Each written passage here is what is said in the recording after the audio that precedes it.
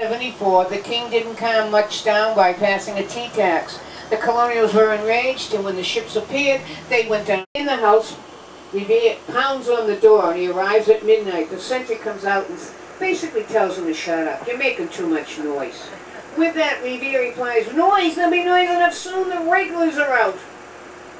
Hancock invites him in. Adams joins them, and they start talking. Now, Hancock's the moneybags behind all the ideas of protecting a well near the road. And that was important on the retreat because many of the British soldiers didn't pack for all that was going to happen today and needed water. And they stopped a lot and tried to get some from the colonials. The story goes that at this well, a lone British soldier was approaching it when he saw a lone militiaman named Haywood bent over getting a drink. He walked closer and yelled, "Sir, you're a dead man." Haywood stood up and said, "You are too." And they fired simultaneously. The soldier was killed instantly. Haywood got hit in the powder horn, survived the day, a long gruesome death, but did die that night. And wherever a soldier fell on April 19th out here in the countryside, the soldiers left them. They never came back to pick up their dead, so the colonials buried them. If you look on my side, you see a stone with a plaque in it. That means there is, and it says, a British soldier buried here. For the British never came out after April 19th to the countryside, so dead.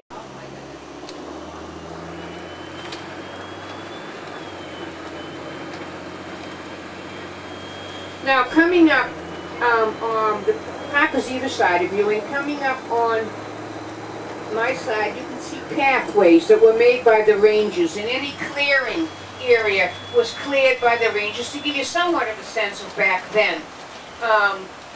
Or for a clearing for refurbishing a historic house that was going to be made open to you, the public, or just going to be refurbished and you can walk by it and not visit inside. Those are called witness houses, the ones.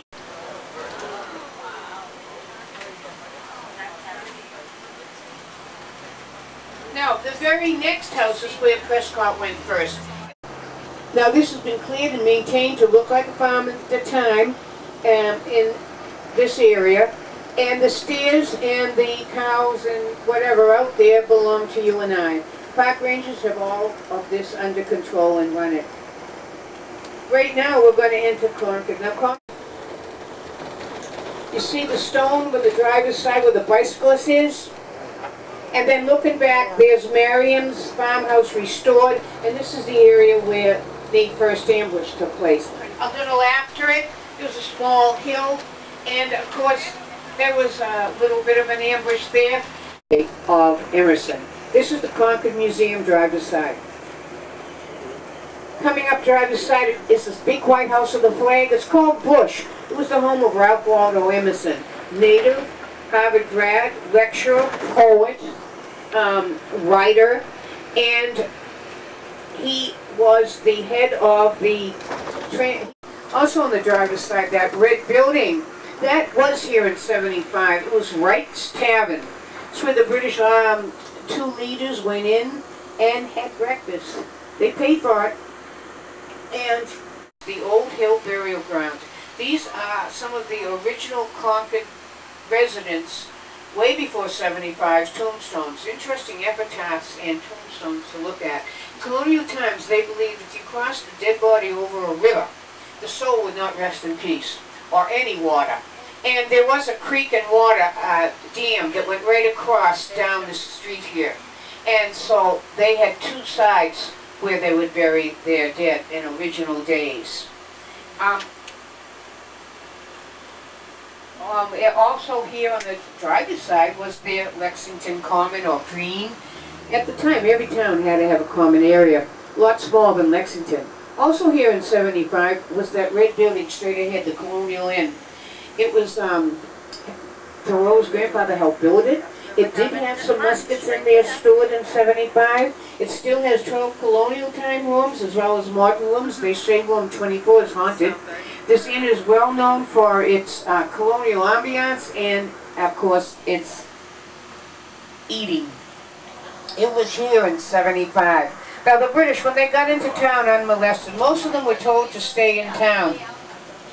But now, about 4 to 5 regiments will be sent down this road. This is the way to Barrett's Farm, where the spy said most of the supplies are hidden. And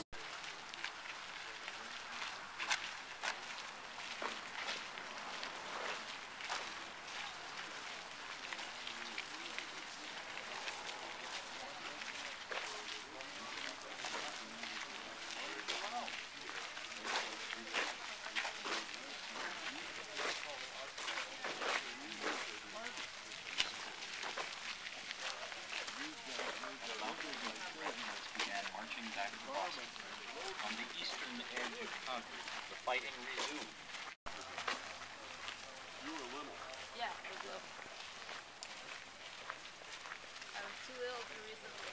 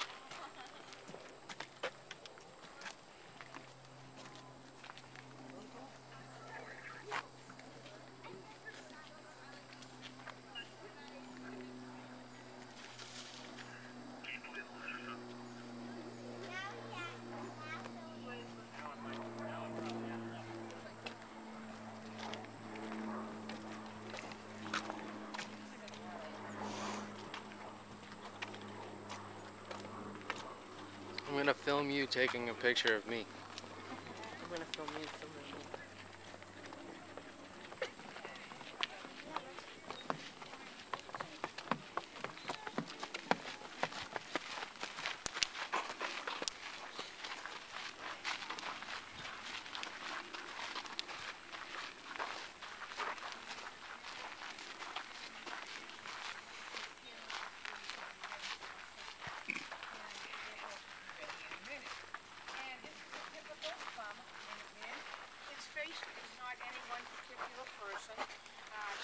Daniel Chester French just created it in his mind, and it gets notoriety more than... Love it.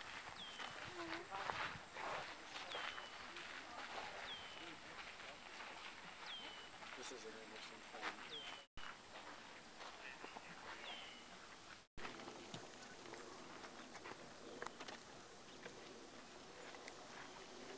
On driver's side, and it has epitaphs and cabin area. The most famous or popular drink was Flip.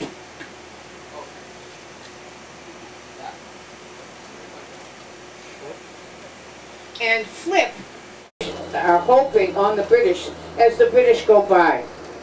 The first ambush site is going to come up here at Merriam's Corner. The colonials will be hiding behind some barns and some buildings. When the British come through the farm middle, they have to slow down a little bit and close ranks. And because of that, the colonials have time, and they let cannon, and that's where Percy placed his cannons. Now coming up on my side, I'll point out to you that Monroe Tavern, which is where Percy let them rest. Monroe Tavern is one of the items on your ticket for free visitation, the 3 historic houses, places in Lexington. The Monroe Tavern is down this way. Now you know that the Revolution went on for about 8 more years, ending with the Battle of Yorktown and then the Peace Treaty of 1783. And the result, of course, was the formation of the birth of a new nation. We live in it, United States of America. Look on my side and you will see a little red building. and it's coming up, and that is the Monroe Tavern. Very interesting to visit inside. There's usually a guide there waiting for you. Causes. Let's see, the only other one I'd like to tell you about, I guess, that I missed would be Percy. He's an unusual story. I like his story. It seems Lord Hugh Percy was the son of a nobleman, but his father had an affair when his mistress had a child, a baby boy, and his father said, "You'll have to pick a name for him. I'll support and provide for you and him no end, but he can't have